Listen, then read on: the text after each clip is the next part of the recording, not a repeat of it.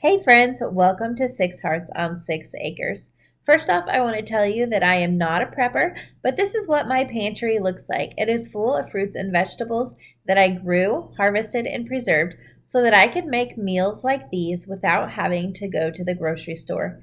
For the month of January, we are going to be joining Jessica from Three Rivers Homestead on her Three Rivers Challenge. And using up the stock of food that I have worked so hard to put on our shelves to feed our family for the month with very little groceries coming from the store. I'm starting this week off with dinner, and we are having chicken Parmesan this night. This is a really quick and simple dinner. All I do is take some chicken breast, I dip them in some egg, and then again in some panko breadcrumbs that have a mixture of Italian herbs and spices and garlic in there. I fry them up really quickly, not fully cooked, in a pan of avocado oil. And then I'm going to transfer them into my baking sheet and cover them with a jar of my garlic and herb spaghetti sauce that I made from the tomatoes in my garden this summer. I'm going to bake this until that chicken is fully cooked. It took about 20 minutes for me. While that chicken is baking, I had some sourdough bread that was rising on my counter, and I am ready to get that shaped and into my banneton. Once I get this dough in my banneton, I just cover it in plastic wrap to make sure that it doesn't dry out, and then I store it in the fridge until I'm ready to bake it. Sometimes that is 12 hours, and sometimes that is 3 whole days.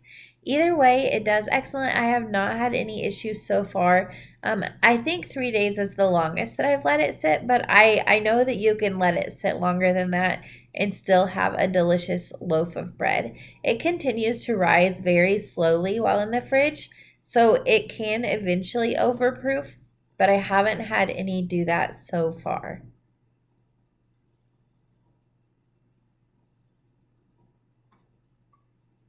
We are going to have broccoli with our dinner this night. This is broccoli that I grew in my garden. I had the very best broccoli year that I think I've ever had and was able to put up quite a bit.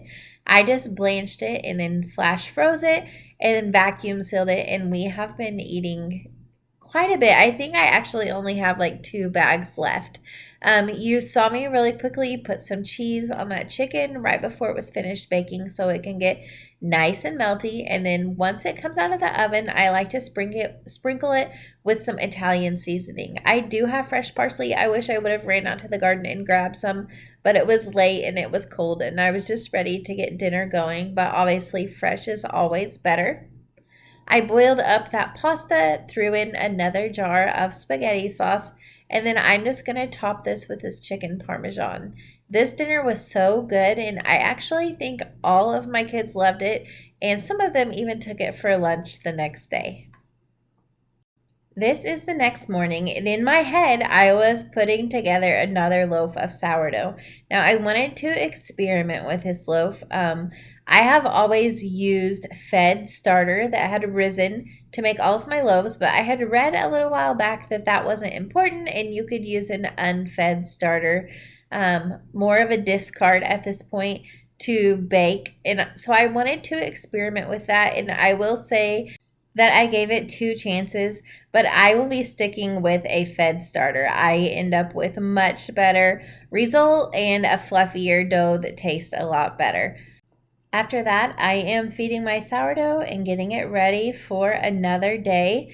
I am taking Ella to an orthodontist appointment this day, and so we were out of town literally the whole day, and I got back in time to pick the kids up from school and thought, what on earth am I going to make for dinner? I didn't have any plans. And so I decided I was going to take that sourdough that had been sitting out on my counter for the whole day. Remember, I was going to make just a loaf of sourdough, but I decided I'm going to make little hoagie buns out of this so we could have meatball sandwiches. When I was doing this, I was praying that they were going to rise and I was not going to end up with just little breadsticks. Like I said, this was an unfed starter, and I will say the end result was somewhere kind of in between breadsticks and a hoagie. It wasn't exactly what I was going for, but they turned out delicious anyways. But from now on, like I said, I will be sticking with fed starter. So with these meatball sandwiches, I had some sweet potatoes that I wanted to get used up, and I decided I was going to make some sweet potato fries. So I just got all of these peeled, chopped into French fry shapes, and I have some avocado oil heating up right beside there that I am going to fry these in until they're nice and crispy. Once I took them out of the fryer, I topped them with Dano's seasoning, and these were so yummy. I will definitely make these again. I have bought sweet potato fries like frozen from the grocery store, but I have never made my own that were fried. I usually bake them, and we really like them that way. But I had this oil already in the pan from a couple meals ago, and so I decided to just go ahead and use that up. And these turned out really good, and everybody loved them. They, of course, didn't heat up very well for lunches, but they were still good. So once these were all chopped up, I just threw them in an ice bath, and then I got my egg wash ready for these. I don't know. We're gonna call them hoagie buns. Like I said, they were not quite what I was expecting, but I just washed those with some egg wash and then topped them with Italian seasoning and baked them until they were golden brown. I really would have liked them to rise quite a bit more and get a lot fluffier. But that's okay. We are going to do this again, and we will be sure to use a fed starter that is risen and bubbly and active next time. I'm starting on my meatballs, and I don't know that I ever cook without chopping up an onion. They go into pretty much every single meal that I make, which is why I grow so many. Unfortunately, this onion isn't one that I grew. Those started going bad about probably a month ago now, and I had to chop them up and freeze the rest. I am looking forward to getting some onions in the ground again this year, though. For my meatballs, I am just doing a mixture of those onions, an egg, 2 pounds of hamburger, some panko breadcrumbs, salt, pepper, garlic, Italian seasoning, and then I'm just getting that all mixed up and incorporated really well. And then I am going to make my meatballs and get them fried up in my cast iron skillet.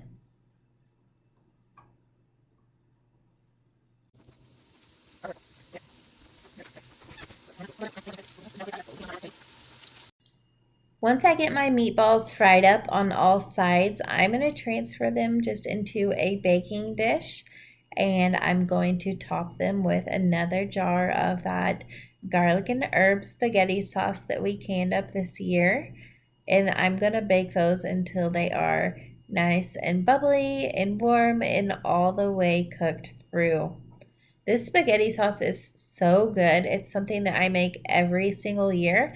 And I'm really excited to make it this year because I'm going to focus on determinate style tomatoes instead of my normal, which is indeterminate. And I'm going to focus on more of like aroma style to see if I can get a higher quality sauce. So I'm really looking forward to what I end up with this year. Like I said, I am just frying those sweet potatoes, and I am going to get these hoagie buns split so we can get them loaded up with our meatballs and our sauce.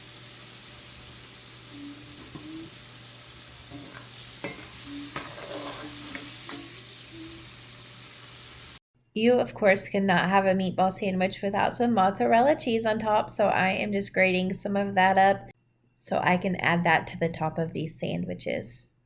When I was a teenager, my friends and I would go to Subway pretty frequently, and we would always get the meatball sandwich and get it toasted. And these were really reminiscent of that. Of course, they were way better. But it's always fun to just kind of do a remake of something that you like to get at a restaurant or even fast food places. Like if you make that at home, it tastes so much better. I have told you this before, but I always make my husband and my children's plates here in the kitchen. And then my kids set the table, and my husband usually gets drinks for everybody. It works out really well for us. I see some families put all of their food on the table, and I love how that looks.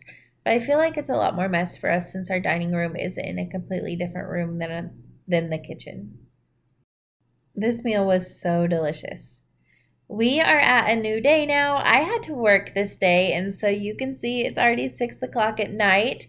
But my husband was in the garage working on a neighbor's tractor, and so I had a little bit of time before I needed to have dinner ready. So I decided to make a batch of sourdough, like copycat McGriddle muffins. My kids really liked these muffins, but my husband especially loved them. He leaves for work really early in the morning, and so I love to have just like grab and go items that he can heat up really quickly and easily.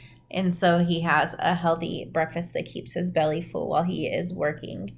This was a sourdough recipe that I had never made before, and it was the ingredient was measured in grams, so I had to weigh everything out on my scale, and I'm just starting with some butter, and I needed that to be melted, so I just took it to the microwave.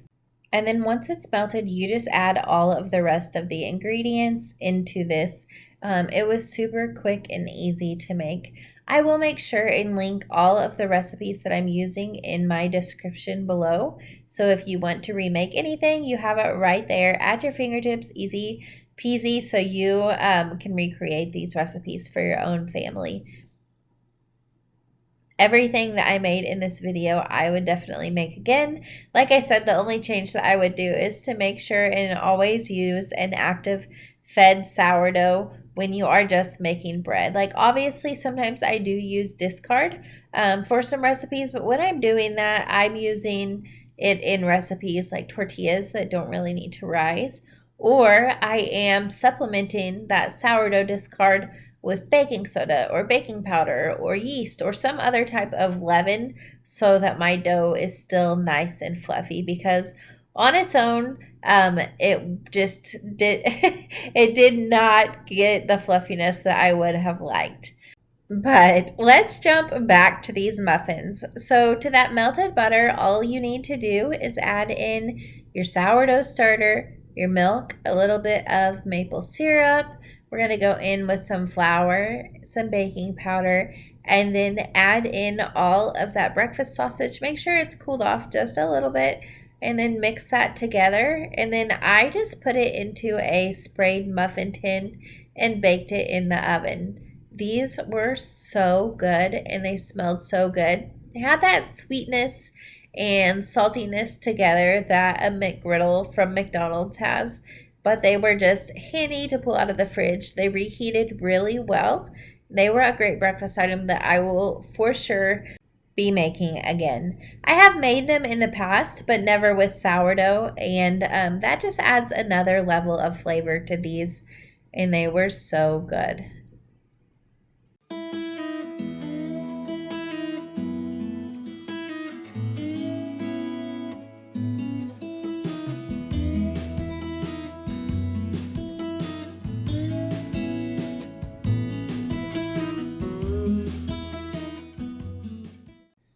I am feeding my sourdough starter again. You've seen me do this multiple times now. All I do is feed my sourdough with a little bit of unbleached flour and some warm water, and I just mix that until I get a thick pancake batter consistency, and then I set it in the warmest place in my kitchen, which is right by a Scentsy wax warmer. This turns bubbly and active and doubles in size between 8 to 24 hours. Really just depends on how big of a feeding that I give it. After getting that breakfast prepped and ready to go, I am ready now to start on dinner for the night. I needed something quick and easy at this point and knew exactly what I wanted to make. I know that this recipe has a name. I have made it many times before. I don't know what it's called though, so let me know in the comments if this is something that you make, and if so, what do you guys call it? So all I'm gonna do is just chop up these washed russet potatoes. I chop them just into bite size, and then I still have that oil left over from frying up those sweet potatoes. So I am just gonna put them in that oil and fry them until they are nice and crispy. My mom got all of my kids a latch hook rug for Christmas, and so Avery's sitting here learning how to do that while she's watching me make dinner. I, of course, have to go over and show her how to do it. These things are so fun, and they all got the coolest patterns. I cannot wait to see what they look like when they finally get done. Although this thing is pretty big, and takes quite a bit of an attention span to get much done. So I may be updating you with these in a year or so. We will see how much they decide to work on them. But Avery's is like a vintage bicycle with a pink sunset sky, and it's just going to turn out so cute. So my potatoes are frying, and now I'm going to go ahead and brown up this package of hamburger. I pretty much always use 2-pound packages for my family because I like to stretch dinner and make it lunch the next day as well. My husband takes lunch every day. I take lunch occasionally. I work at a hospital, so we have a cafeteria. If there's not enough left for me to take lunch, it's no big deal. And then if my kids enjoy dinner, which is really a 50-50, they will take it for lunch the next day as well. If not, they can pack themselves something else. The school they go to does not have a cafeteria, so we do pack lunch every single day. And so it's so nice when they want to take leftovers for lunch. Just makes it a lot easier for me. I wanted to give you a sneak peek of the chaos that is typically my kitchen during dinner time. I have 4 kids and a husband, and everybody is usually in and out. Sometimes I have helpers, sometimes I am helping them with a craft or with homework. Usually, this is my chance to visit and kind of chat and laugh with my husband after a long day. And so, there is all kinds of things going on in my kitchen. It is a noisy place to be, and I absolutely love it like that. I hope it stays this way. Obviously, as my kids get bigger, they're not going to spend as much time in here with me, probably. But right now, I am just treasuring and cherishing all of the moments and the memories that are made in my kitchen. That jar that I just opened is a jar of salsa verde. I am just mixing that in with that ground beef once it is fully cooked. And then I'm going to move all of those fried crispy potatoes over into that mixture as well. Mix it all up, top it with some cheddar cheese. If I would have had some queso fresco, I would have topped it with that instead. And then that's it. Super simple, super filling, and super delicious. Plus, I feel like it's a pretty clean, healthy dinner.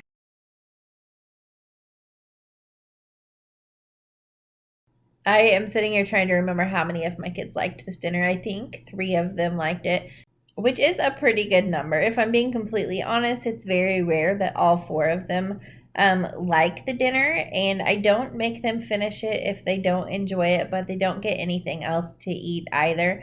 So they can either just suffer through and eat a meal that's not their favorite, or they can decide that they're not hungry enough to eat something that they don't really love. And for the most part, they usually eat their dinners pretty well. This dinner is getting topped with some shredded cheese, and I'm going to let it sit here and get all melty before I start scooping out plates for everybody. Like I told you, I make everybody's plates in here, and they come and just carry them into the table, into the dining room.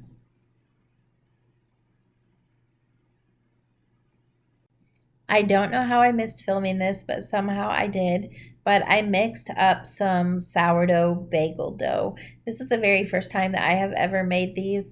I let them sit out on the counter overnight, and then before I went to work the next morning, I stuck them in the fridge, and I wasn't able to get to these until the next day. So they've been in the fridge for about 24 hours at this point, and this dough is very cold, but it looks beautiful. I had to get it out with my rubber spatula. It definitely did not just fall out of the bowl. It's a lot stiffer than just sourdough bread dough, but it was really easy to work with. I made a double batch of this, which I feel like is pretty brave since I've never made bagels before, but I'm so glad I did. I ended up with 16 bagels.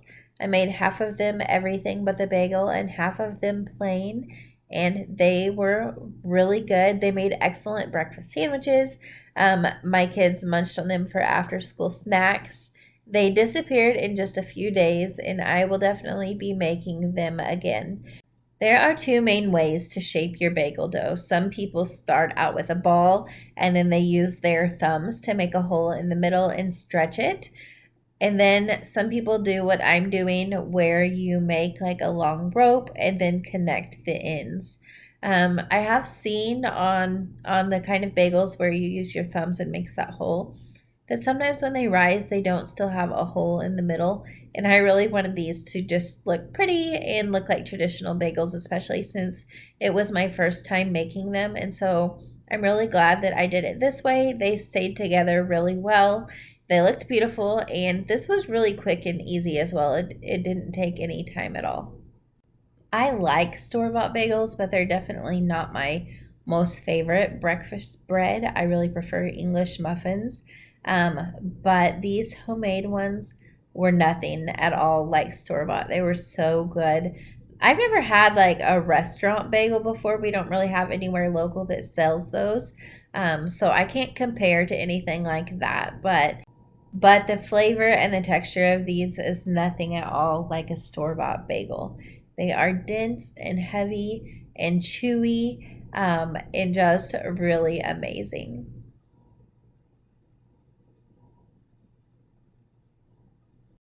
Now that these bagels are all shaped, I am just going to cover them and let them rise for about 30 minutes. While they're rising, we are going to get our water ready. If you don't know, before you bake bagels, you boil them. And so I have my big cast iron pot here filled with water, and I put about 2 tablespoons of some honey and then just a good amount of baking soda. That is going to make your bagels have just a really nice outside shiny look and texture to them. And then you boil them for about 1 to 2 minutes, and you flip them when they are halfway done. You do want your bagels to float. Some of these stuck to the bottom of my pot when I threw them in there, and so I had to kind of scrape them up from the bottom just a little bit, and then when they are ready to be taken out, you'll see that they start floating.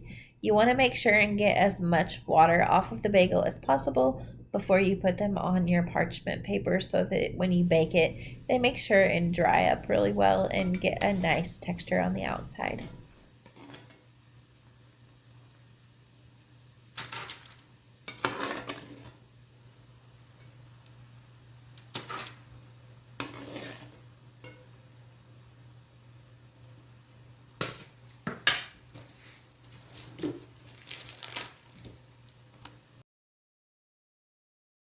Once I had all of the bagels out of my boiling water, I just brushed the tops of them with a quick egg wash, and then I seasoned them. You have endless possibilities of how you could flavor your muffins, uh, your bagels. While you're making the dough, you could add in different types of fruit and do like strawberry or blueberry bagels. You can add any seasonings on top. I just decided to go with a very typical everything but the bagel for my first batch, but I am excited to experiment with these and make a few different flavors. These bagels baked for 20 minutes, and although I do have a convection oven, I did decide to switch them from top to bottom about halfway through just to make sure that they got nice and evenly baked since my oven was pretty full. And then here they are coming out beautiful, shiny, and golden brown. These fresh bagels made my entire house smell so good. It is time to get started on dinner again. So, tonight is actually my husband's mom's birthday, and so I am making her some pineapple chicken for her birthday dinner tonight. I love making Asian style dishes at home. They're definitely probably not traditional whatsoever, but they are really good, and I feel like they are so much healthier than anything that you would get at an Asian buffet. So I always, when I am making Asian food or chicken anyways, I use chicken thighs instead of chicken breast. I feel like it just cooks up a lot better and it doesn't get as dry. And I like to coat my chicken in cornstarch and then season it up really well. This helps it get nice and crispy when you are cooking it in your avocado oil. Like I said, I'm making pineapple chicken, so I took some of my canned pineapple from my shelf. These were my last 2 jars. I did this not even last year, but the year before when pineapple went on a big sale. I bought a ton of it and made pineapple preserves and then just some jarred up pineapple like this. But for this recipe, I need to make a sauce, and so I'm using the pineapple juice to mix together with some soy sauce and some ginger and some maple syrup and sriracha to make a really yummy sauce to cook that chicken in. This recipe was really simple to make. So while that chicken is sitting in that cornstarch, all you do is just whip this sauce together really fast. You don't even have to measure most things. Just give it a good squirt, whisk it together, and then let it sit while you start cooking your chicken up. Of course, you have to taste it and make sure that it's good and it doesn't need any additional spices or flavorings. You can always customize that to however spicy that you like it. I am pretty big of a wimp when it comes to heat, and my mother-in-law doesn't like heat either, so I kept that really mild. And when we start cooking this chicken, we are not going for it to be fully cooked. You just want it to have a nice crispy exterior so that when you mix it with the sauce, it stays pretty crunchy. I had left my pineapple pretty big when I canned it, but for this recipe, I wanted it a lot smaller. So all I did was just dump it out and get to chopping. Once your chicken is nice and crispy, you can pull it out of your pot. And then you are just going to add in that sauce you made and really just deglaze the pan with it and then let it simmer for about 5 to 7 minutes. While it's simmering, you're going to notice that it starts to thicken up just a little bit. It's going to smell so good. When that sauce does start to thicken up, all you're going to do is take that chicken and dump it right back in there, and you can stir that around, let it absorb all of those incredible flavors, and let your chicken get fully cooked through. Now, if you want your sauce to be a little bit thicker, you can go ahead and just mix up a cornstarch slurry. This is what I did, and I used about 3 tablespoons of chicken broth to 1 tablespoon of cornstarch, mixed it together until it was a nice liquid consistency, and then I poured that into my chicken, and it just thickened up the sauce really well. I added in my pineapple so it could absorb all of those delicious flavors as well. And then I got my toppings ready. I'm going to top this chicken just with some green onions and sesame seeds. And you cannot have a birthday dinner without a birthday cake. This is not just a typical birthday cake. This is hot fudge pudding cake. And it is my husband's most favorite dessert. He's literally already requesting that I make it again. But it's super simple to make, which is nice if you need something quick, but it's also just delicious. And I feel like it's the perfect winter dessert because it's warm and melty and you can eat it with ice cream. It's so good. It is just a mixture of brown sugar, heavy cream, vanilla, cocoa powder, and flour for the bottom. It makes a really thick dough that you just spread around in your baking sheet. And then you're going to top that with a mixture of more cocoa powder and brown sugar. And you're not going to mix it in. It's just a dry powder. You're going to sprinkle evenly all over the top. And then you're going to pour in a hot cup of brewed coffee on top. And that's it. You bake it just like that. It seems really strange. It looks really strange.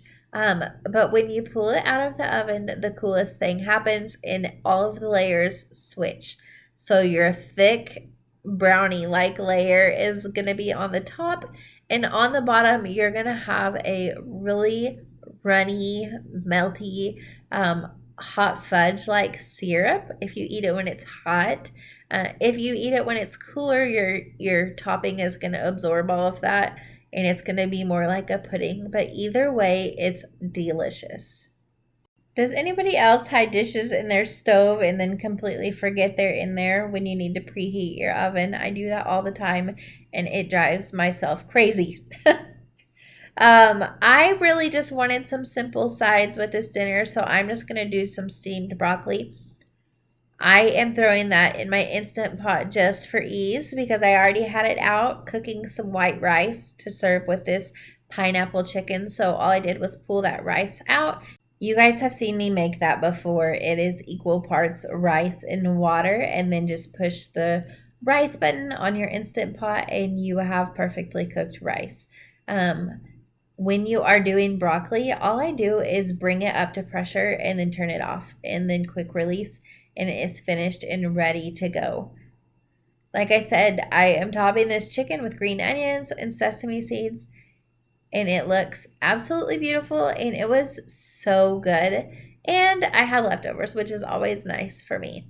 I doubled this dessert, and so that's why you see a ton of it. It's 9 by 13 pan, and I showed you the jiggle. It is nice and melty and has tons of that hot fudge syrup on the bottom. This dessert is so good, especially served with some cold ice cream. Later that night, Avery had been begging me to score her first sourdough loaf. She saw Olivia do it last week, and so she decided it was her turn. And I had this loaf in the fridge ready to go. So all I would do for my loaves are dust them with a little bit of rice powder, and then I give them a score just to be pretty, and I like to do it. And then we bake them in the Dutch oven at 450 degrees, covered for 25 minutes, uncovered for 20 minutes, and then it is finished and ready to go. Her loaf turned out so cute. She put a heart on it and wrote family, although it is kind of hard to read. We all know here what it says, and she was super proud of herself. I have a lot of stuff. My ear got attached to my heart.